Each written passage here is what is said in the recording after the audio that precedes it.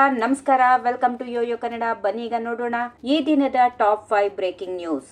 DK Shivakumar ಮುಖ್ಯಮಂತ್ರಿ ಆಗೋದನ್ನು ತಪ್ಪಿಸಲು ಯಾರಿಂದಲೂ ಸಾಧ್ಯವಿಲ್ಲ ಎಂದು ಮಾಜಿ ಸಿಎಂ ವೀರಪ್ಪ ಮೊಯ್ಲಿ ಹೇಳಿದ್ದು, ಅವರ ಹೇಳಿಕೆಗೆ ಸಚಿವರಾದ ಪ್ರಿಯಾಂಕ್ ಖರ್ಗೆ ಪ್ರತಿಕ್ರಿಯೆ ನೀಡಿದ್ದಾರೆ. ಮೊಯ್ಲಿ ಅಥವಾ ಬೇರೆ ಯಾರು ಡಿಕೆ ಶಿವಕುಮಾರ್ ಇಂದು ಅಥವಾ ನಾಳೆ ಸಿಎಂ ಆಗಲಿದ್ದಾರೆ ಎಂದು ಹೇಳಿಲ್ಲ. ಒಂದು ದಿನ ಅವರ ಕಠಿಣ ಪರಿಶ್ರಮಕ್ಕೆ ಪ್ರತಿಫಲ ಸಿಗುತ್ತದೆ. ಏನೇ ಇದ್ರೂ ಅದನ್ನು ಹೈಕಮಾಂಡ್ ನಿರ್ಧರಿಸುತ್ತದೆ ಎಂದು ಹೇಳಿದರು. ಕನಿಷ್ಠ ಬೆಂಬಲ ಬೆಲೆ ಯೋಜನೆ ಅಡಿಯಲ್ಲಿ ರೈತರಿಂದ ಖರೀದಿಸುವ ಆಹಾರ ಧಾನ್ಯಗಳ ಗುಣಮಟ್ಟವನ್ನ ಕಾಪಾಡಬೇಕು. ಲೋಪವೆಸಗಿದಲ್ಲಿ ಅಧಿಕಾರಿಗಳ ವಿರುದ್ಧ ಕಠಿಣ ಕ್ರಮ ತೆಗೆದುಕೊಳ್ಳಲಾಗುವುದು ಎಂದು ಆಹಾರ ಸಚಿವ ಕೆಎಚ್ ಮುನಿಯಪ್ಪ ಎಚ್ಚರಿಕೆ ನೀಡಿದರು. ಕನಿಷ್ಠ ಬೆಂಬಲ ಬೆಲೆ ಯೋಜನೆ ಅಡಿಯಲ್ಲಿ ಎಂಎಸ್ಪಿ ರೈತರಿಂದ ಖರೀದಿಸುವ ರಾಗಿ, ಜೋಳ, ಭತ್ತದ ಗುಣಮಟ್ಟವನ್ನ ಕಾಪಾಡಬೇಕು. ಪ್ರತಿ ಜಿಲ್ಲೆಯಲ್ಲಿ ಜಿಲ್ಲಾಧಿಕಾರಿಯೇ ಎಂಎಸ್ಪಿಯ ಅಧಿಕಾರಿ ಇದ್ದು, ಆಹಾರ ಧಾನ್ಯಗಳು ಗುಣಮಟ್ಟದಲ್ಲಿ ವ್ಯತ್ಯಾಸವಿದ್ದಲ್ಲಿ ಅಧಿಕಾರಿಗಳನ್ನ ಸ್ಥಳದಲ್ಲಿಯೇ ಅವರ ಮೇಲೆ ಕ್ರಮ ತೆಗೆದುಕೊಳ್ಳಬೇಕೆಂದು ಅಧಿಕಾರಿಗಳಿಗೆ ಸೂಚನೆ ನೀಡಿದರು.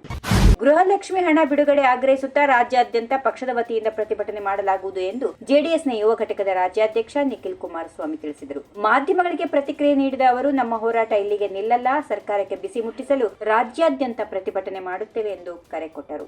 ನಾಡಿನ ಜನತೆಯ ಪರವಾಗಿ ರಾಜ್ಯ ಸರ್ಕಾರಕ್ಕೆ ಪ್ರಶ್ನೆ ಮಾಡ್ತೀನಿ, ಗೃಹಲಕ್ಷ್ಮಿ ಯಾವ ದಿನಾಂಕಕ್ಕೆ ಕೊಡ್ತೀರಾ, ಕ್ಯಾಲೆಂಡರ್ನಲ್ಲಿ ಯಾವ ದಿನಾಂಕಕ್ಕೆ ಜಮೆ ಮಾಡ್ತೀರಾ ಎಂದು ಉತ್ತರ ಕೊಡಬೇಕೆಂದು ನಿಖಿಲ್ ಅವರು ಒತ್ತಾಯಿಸಿದರು.